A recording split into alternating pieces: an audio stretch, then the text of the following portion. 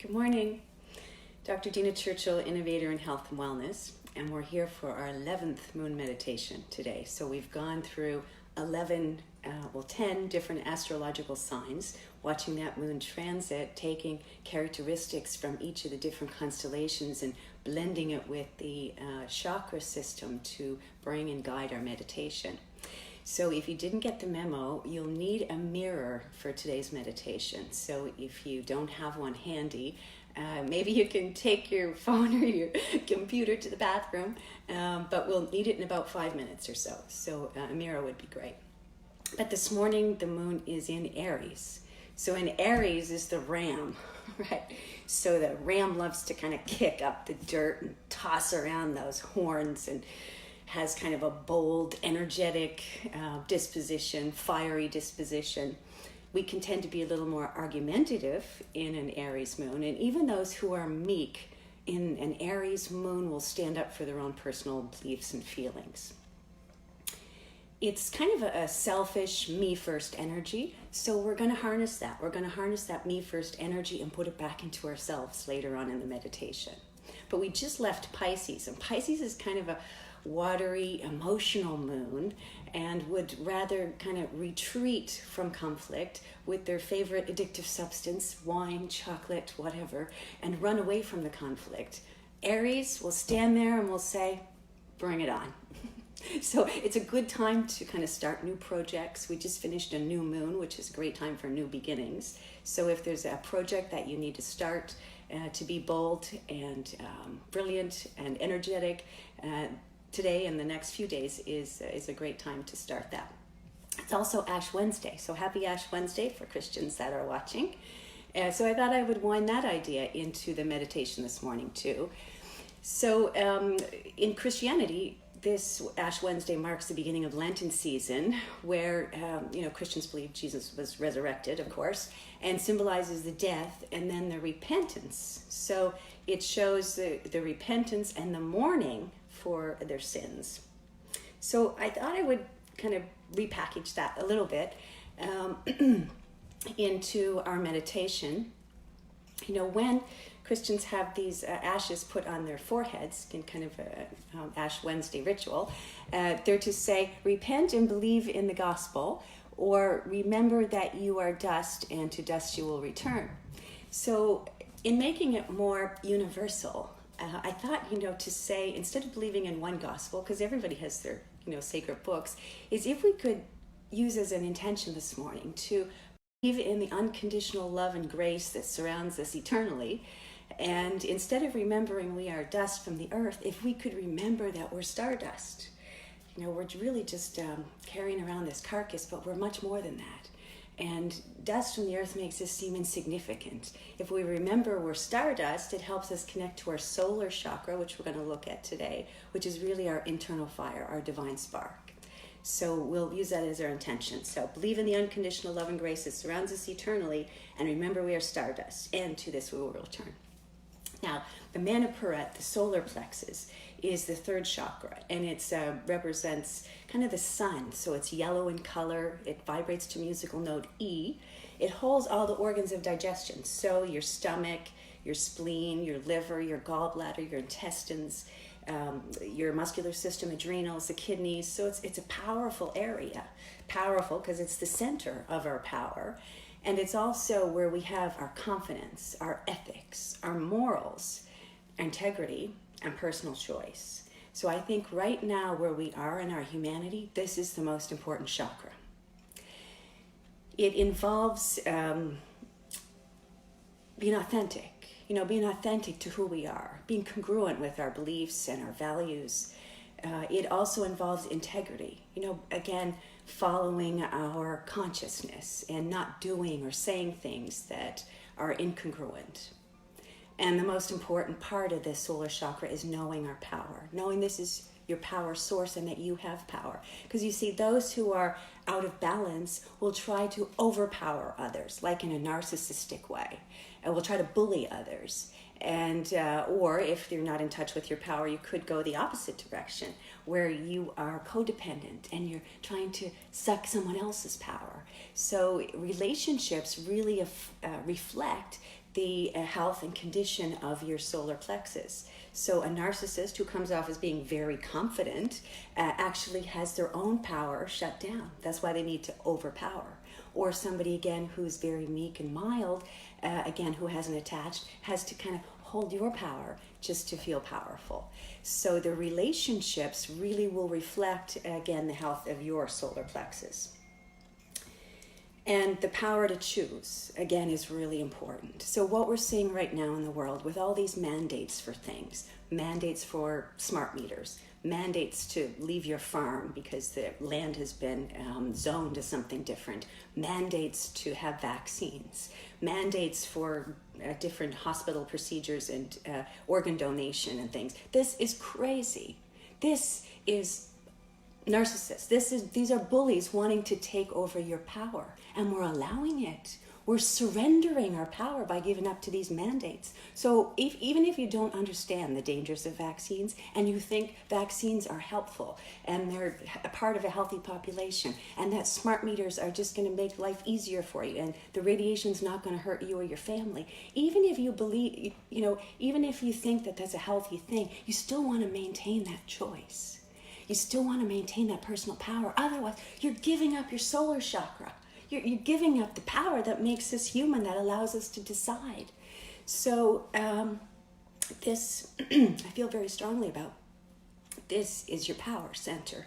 And the power to choose is, again, part of your constitution. It's what connects you to your body and your spirit. So don't give up your power.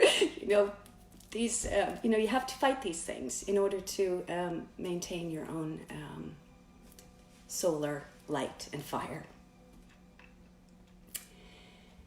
And to resolve that incongruence, the congruency. So what you believe and your words and your habits and your actions, when they're all in alignment, this increases your self-worth. If you think something different and your actions are showing something totally different, that incongruency not only makes you less powerful and less influential in the world, but it creates disease in your own body. Dis-ease. Ease is congruency, not just in your chakras, but in your beliefs, your words, your actions. And the congruency means health and power. So again, this is a time when we're going to look in the mirror. So if you don't have your mirror, go get one now. And we're going to really help ourselves kind of be congruent with who we are. This is the danda we're going to use this morning. It's called the Maru danda. Okay, so in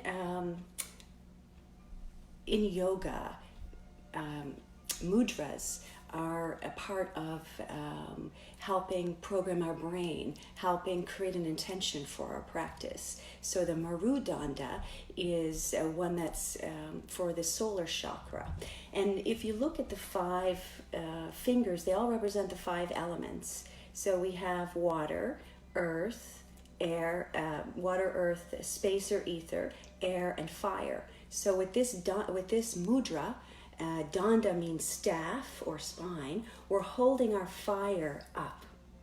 And that, again, it's sort of significant that if we can hold our fire and our light high enough, our tribe finds us. So we're going to use this mudra, the Maru danda, because it's a mountain, a mystical mountain that we're climbing with our fire, and to do some eye exercises. So you hold your thumb out in front, and you're just going to follow with your eyes. Keep your head straight. You're just going to follow your thumb with your eyes. Go as far as you can, and then you're going to turn your head and bring your thumb all the way, and your head all the way back to the corner of the room, and then come back again. Follow it with your eyes. Same thing on the other side. Change hands. So you're following it out with your eyes as far as you can. Then you turn your head and bring your eyes back to the corner of the room, and then follow it back. Again, you don't take your eyes off your thumb, and you go as far as you can. So we'll do this a few times, just following it with your eyes, and then turn your head and look up to the corner of the room. So this does a few different things. It really is flossing the ocular vestibular reflex that will help balance your brain. It strengthens your eyes, And it's also strengthening the muscles at the back of your neck called the suboccipital muscles. So these suboccipital muscles are densely populated with something called muscle spindles. So they're really strong and really important for holding your head in a neutral position. So why is that important? So that exercise, you could do probably like 10 repetitions a couple of times a day. Just following your thumb out and then turning your head and looking up and then coming back, keeping your chin kind of in when you do that, right? If your head is forward, if these muscles are weak, what happens is you're recruiting your primitive brain, your reptilian brain, which is more reactive. It's more emotional. It's more self-centered.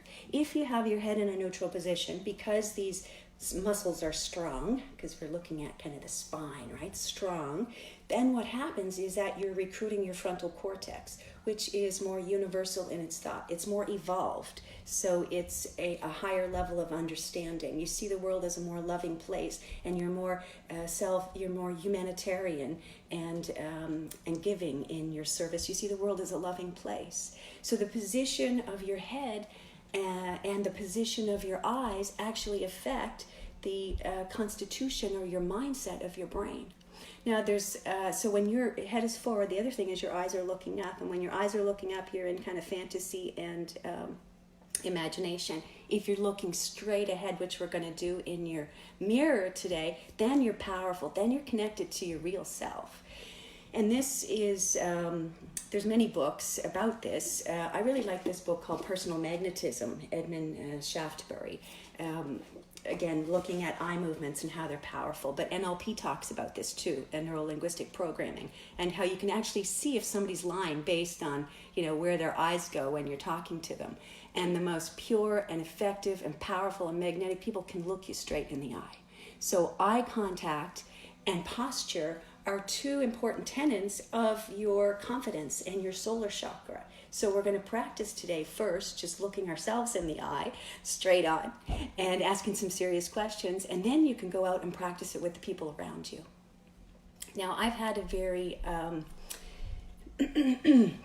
what should I say, awakening over the last little while. Hi, Carrie. Thank you for being here. Because what I've learned is people that now are falling away from my circle, people that I've known for years, and new people are coming in, so there's this sort of transformation happening. As you become more congruent, as you become more authentic in who you are, you attract other people that are authentic too, and you attract people that have a similar vibration. So this week I received a package from Dr. Kevin Kita. Probably this is backwards to see it, Healing Journeys. This is his book. I highly, highly recommend it. So he's gone through different case studies. I've mentioned some case studies last time about the connection between the emotional body and the physical body, and how you can't really treat the physical without attaching to the emotional and spiritual first. And that we all have stuff that we've buried in our tissues, and it will resurface. It might present as, a tumor, or it may present as a stomach ulcer, but if you don't get to the root, it just moves around to another space in your body. And they would be conditions, of course, that would be affected in this solar plexus. So stomach ulcers, digestive disorders, inability to assimilate your food properly, kidney, liver. So again, if you're not congruent, not only does it make your life more difficult on the outside, it makes your life a little more challenging on the inside too. But again, congruency. So this is a doctor's book, Dr. Kevin Kita, that I'd highly recommend. He also sent me a package with a globe to remember my world vision, and some other things, a gold coin, silver coins, and also a book called Heaven and Hell by Emanuel Swedenborg, who I hadn't heard before, but he tells me that all the great leaders of the world have read this book. So I just want to say thank you to Kevin, Dr. Kevin, because it's very generous and kind thing to do, but it also is a reflection that I'm attracting people that are more like-minded now, and I'm just grateful. Thank you. So we talked about the eye movements, the NLP, the way to position yourself. So now if you have your mirror, we're going to do a mirror exercise. And what I'd like you to do is to look in the mirror. If you're right-handed, like I am, you're going to look into your left eye in the mirror, and vice versa. So if you look right now, and do you have a pen and paper handy, because I want you to remember what you're going to say to yourself. I want yourself to know what yourself says. So if you have a paper and pen, that would be great. I'm going to read out some questions, and then you're going to look yourself in the opposite eye to your dominant hand, and you're going to write down the question. Oh, I see my mom is here too. Hi, Betty Lou. I should tell you that this exercise will be endorsed by my mother and my sister, because they would say, when I would be in the, or maybe even not so young, maybe even when I'm older, in the bathroom, looking and talking to myself in the mirror, sometimes singing into a hairbrush. But I just want you to know, Mom, that this was actually a very therapeutic thing, to have a conversation with yourself. And also singing helps open your chakras, because they all vibrate to a different musical note, starting at the lower chakra C, and then D, E, E, F, G, A, B, all the way up. So my mom and my sister will I think that's kind of funny. So we have your mirror and your notebook, and then you're going to look into your non-dominant eye. And the first question you're going to ask yourself is, what is my greatest strength? What is my greatest strength? And then write it down. Because being able to look yourself in the eye, you won't lie. You will know the answer. And just write down the first thing that comes to your mind. Don't try to be critical of it. Just write it down. What's my greatest strength? Second question. What do you love to do for fun? What do you love to do for fun? Write it down.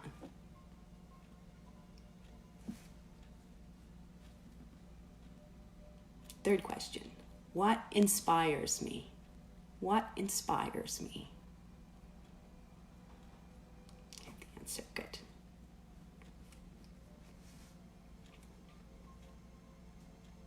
Fourth question. How could I improve my relationships? How can I improve my relationships?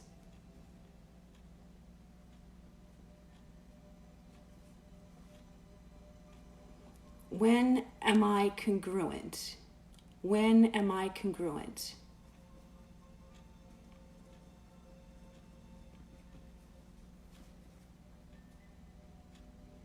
What do I value and believe?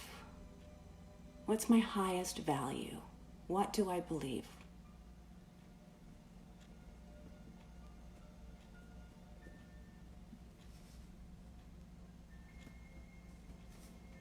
What does my inner critic say to me? What does my inner critic say to me? Do I believe them?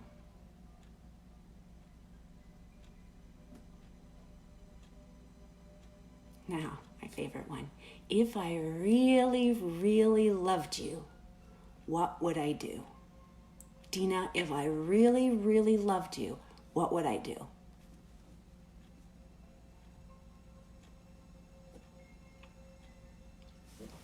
So answering those questions for yourself is kind of an intimate journey, right? It's an intimate exploration. It's like a first date almost, right? Intimacy, into me, see. Looking into yourself first to know yourself and be congruent, then you can attract somebody with the same. You have to be you, beautiful you. Now, what I'd like to do is do the second part of the quantum healing. So last day we did the first part, and I sort of talked you through when we were doing the Maya massage, or the Maya massage, however you want to say, of your lower abdomen into your sacral chakra. And I talked you through, but I also posted the link. Today I'd like to do the quantum healing and have somebody else do it. So I'll sit and hold a space with you, and we'll just listen. So it will talk about opening your chakras and light, and it may suggest some biological terms that you haven't heard before. That's fine. You're just going to allow it and just breathe into it. So find a comfortable position, your posture. You can imagine, I I'd like you to create your own visualization this morning. This is part of your personal choice. The personal choice of your solar plexus is to create your own visualization of what you want to think about this morning when you're doing it. What I'm going to think about is the solar plexus being the sun, my sun. And I'm going to imagine it growing, that light growing, just like you would see a sunrise growing, new beginnings, Aries. So I'm going to imagine like you're watching the sunrise, and it just rises and rises and rises. And eventually, it rises so high that it connects and lights the world. So we're all connected then via our solar plexus. So as we're going through the meditation, if you want to have that visualization of like a rising sun coming out and shining, I think that's what I'm going to use for this morning. You can use your Marudanda Mudra up like this on your laps, or you can have your hands open, whatever feels good. Again, it's about choice. The oil I'm going to use this morning is rosemary. And I woke up this morning and I just felt like I wanted to use rosemary. So I thought, that's strange. Why? I have to go dig it out of my closet. Why do I need rosemary this morning? So I look up the benefits, the health benefits of rosemary, and it's an anti-inflammatory and an antioxidant. So I had some fajita shells last night, wheat and carbs that I don't usually have late at night, so I was feeling a little congested this morning. So your body kind of naturally wants to gravitate to those things that help you. So you can use that, smell different ones and just use your intuition of use your personal choice, use your personal power, and trusting in yourself to know what's good for you on any given day. The other thing is color. So the moon vibrates to different colors. So I thought today, the thing I was going to wear, I just didn't want to wear it, and I put this on. I thought, I'm going to wear this for today. So when I looked up the colors for the Aries moon, again, it's, rust colors and bold reds and bold patterns and things. I thought, wow. So intuitively, you're already a product of those energies. It's just understanding that you are, I guess, is what we're learning. So you want to put some on your solar chakra, some of that oil, and then take the oil and bring it up to the other chakras, because I want that I'd like that solar chakra to connect again to your heart chakra, throat chakra, third eye, and right at your crown. And if you're a little congested like me from the carbohydrates last night, you might need a little more on your neck, on your throat. So in a comfortable position, we're on our sits bones, we're sitting forward. So the weight is on our sits bones off our tailbone. Our shoulders are back and relaxed. Our ears are over our shoulders, and we're just going to be in that position. I want you to think about 3 things you're grateful for. 3 things that really bring you into a place of gratitude.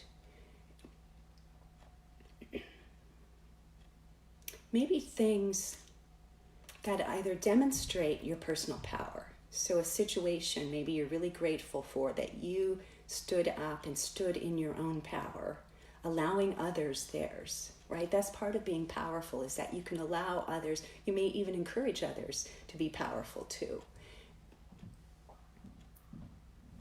So my gratitude this morning is for many, but this is particularly touched my heart this week. So thank you, Dr. Kevin, for your book, Healing Journeys. It's beautiful.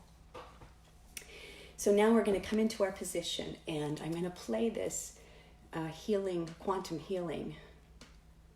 It's about 8 minutes long, so we may go 3 minutes over from 8:30, but it's powerful, and it works on subconscious level. It has different tones that you're listening to at the same time.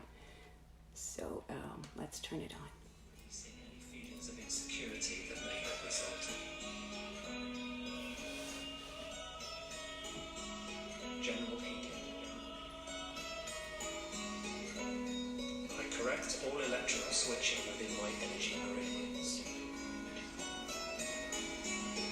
I invite in healing for all geopathic and underground water stress within my home and place of work, so that all negative lines may be converted to positive ones.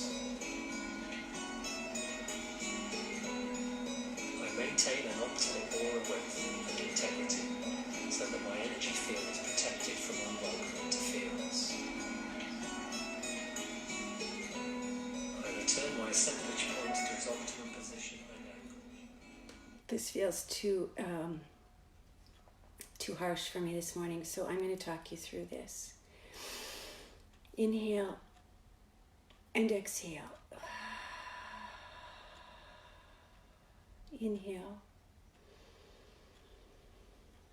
and exhale.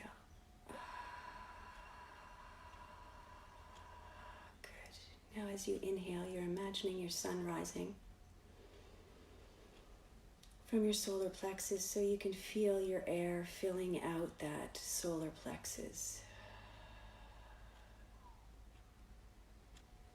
As you're filling up that area in your upper abdomen, it's almost like a balloon that's expanding with your breath. And exhale. Good. Your balloon in your breath is pulling out that sunrise from your belly. Inhale. Now hold the inhale. Really sit into that inhale and hold for as long as you can. That oxygenates the tissues. And exhale.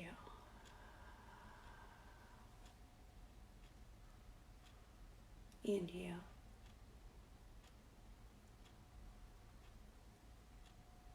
And exhale. Let's imagine that we're outside sitting on the earth.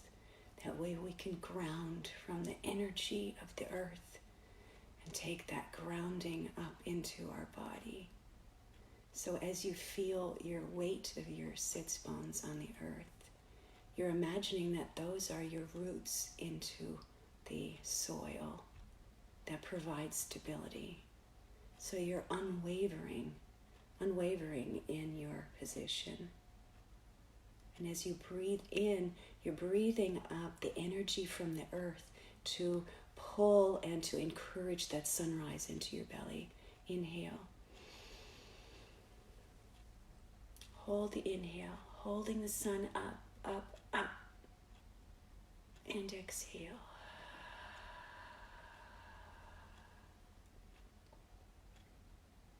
Now as you inhale, you're imagining that light growing. The sun is rising. It only takes a few minutes for that sun to go from darkness to full light.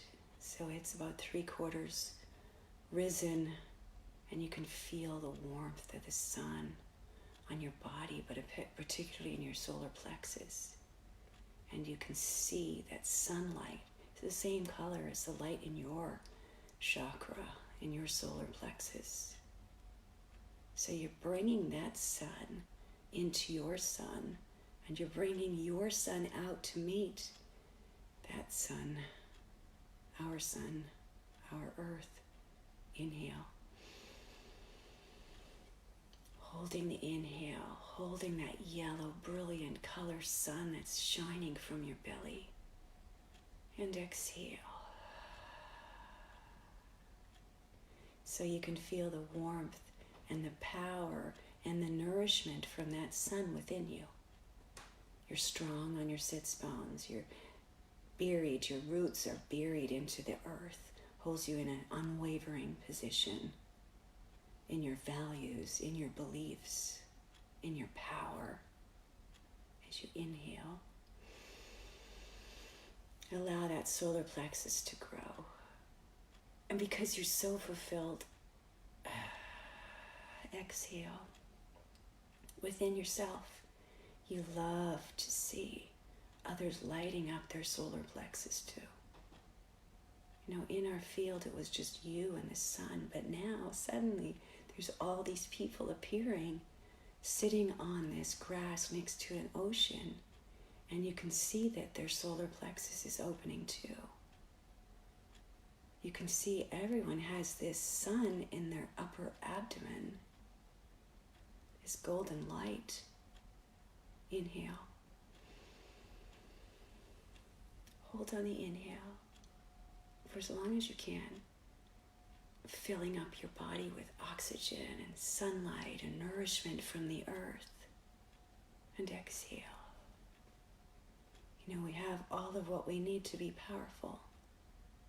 given our energy and healing from the earth, and our energy and healing from the sun, our wisdom and guidance from the moon. Now we're stardust. Inhale. Holding. Hold. Exhale.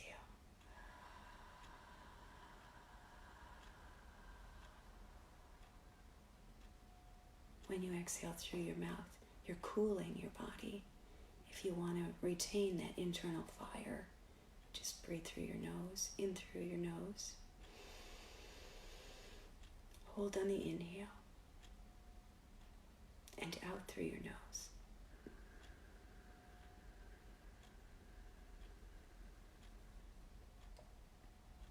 For the next 3 minutes, just breathe on your own. Slowly inhaling, slowly exhaling, imagining your sunrise now. It's high in the sky.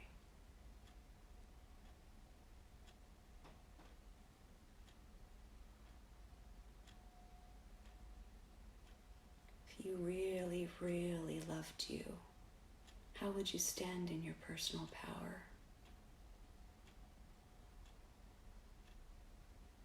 How could you be more congruent in your life, in your values, in your actions?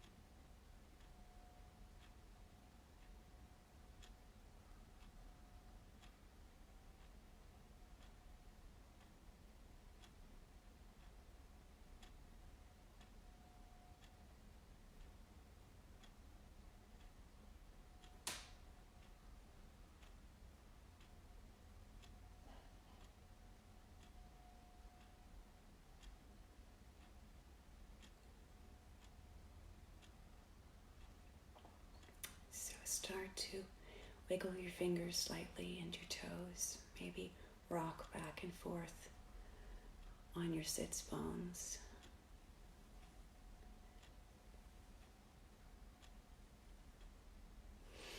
Roll your shoulders backwards in a circle. Breathing out and in deeply, and then roll them forwards. Stretch your head to turn it to the right as far as you can, and then to the left. You can open your eyes when you're ready. We're going to do some stretches for our solar plexus chakra, which is right here. So we're going to turn, maybe holding your left hand onto your right leg, and turn slightly. This is wringing out your solar plexus. So any of those toxins that are trapped in there, this is going to help wring them out. So turn first your body, and then you can turn your head. Take a big breath here, and exhale.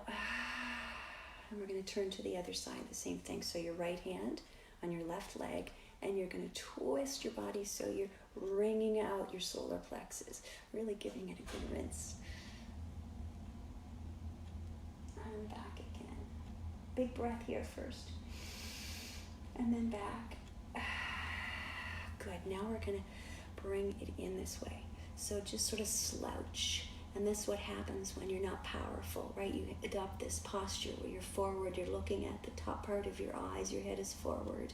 So what we want to do is the opposite of that. Tighten your core, your abdominal muscles, your pelvic floor muscles, the muscles you use to hold your urine flow, and lift your shoulders. Bring the muscles behind your shoulders, almost like you're pinching your shoulder blades together a little bit.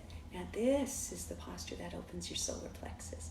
Shoulders are back and down, head is up, eyes are centered, poised, powerful. Ears are over your shoulder. This is the posture you want to try to you want to try to focus on. And if you find this difficult, you could practice against a wall. So standing against a wall, if you can't get your head back right away, you can put a little pillow or towel and just push your head back and practice until you can get straight, balance a book on your head and stand against the wall. That's a pure and powerful posture. And again, your posture, your position of your head and your eyes affect your brain. I was going to mention this earlier, but there's a field in psychology now that's actually using something called EMDR. And the psychologists are using your eye movements to decondition trauma. So E is eye, M is movement, EMD is desensitization, DR and R is reprogramming. So they'll talk to you about your trauma and they'll watch how your eyes move, and they'll use certain eye exercises to help decondition the stress. So that's how important your eyes are and the eye movements. So those exercises that we showed you earlier are important not only for your eyes, following with your eyes, but also for your neck, again, to help with that posture. So I think I've said a lot already this morning. I'll post this Quantum K Healing Part 2 because it is a great video. It just felt like it was too abrasive and too loud to do here for some reason. So I'm going to post it on the link, and I'd encourage you to listen to it. The Quantum 1 was on the last, Part 1, Quantum K Part 1 was on the last meditation, and then we have this Part 2 I'll post today. And if you want me to review over those questions or you need anything, I'd love to have your feedback on all that we're doing. So please connect with me if you want information or resources on anything I've talked about today. I'd really be happy to share it with you. I just want to close maybe with a few things because we only have one more meditation, so I'm trying to squeeze in everything. But quartz is been thought to be solidified light. So crystals are really important and powerful and helpful if we're trying to shift energies and thoughts, because it magnifies things and splits our fragmented ideas. So quartz is a good one, good stone for this particular chakra, as well as citrine, which is a form of quartz, and carnelian. So stones are helpful as well as oils. They're part of the earth. Everything has an energy. So using similar energies is really important. I'd like to finish by a few quotes. And first to say, when we're talking about sins in the Christian faith, I would like to think that the greatest sin is just not being true to your own soul. And your own soul is, spirit of unconditional love. So maybe on this Ash Wednesday, we can think about how we can be more congruent with our soul. And in that way, it reduces our sin. So this quote is by Brene Brown, and she says, "Authenticity is the daily practice of letting go of who we think we're supposed to be and embracing who we are." And then another quote that I really loved was by somebody called Uncaged Wallflower. And they say, "Surround yourself with people who don't just ask how you're doing, but surround yourself with people who make an effort to make sure that they're a part of the reason you're doing well."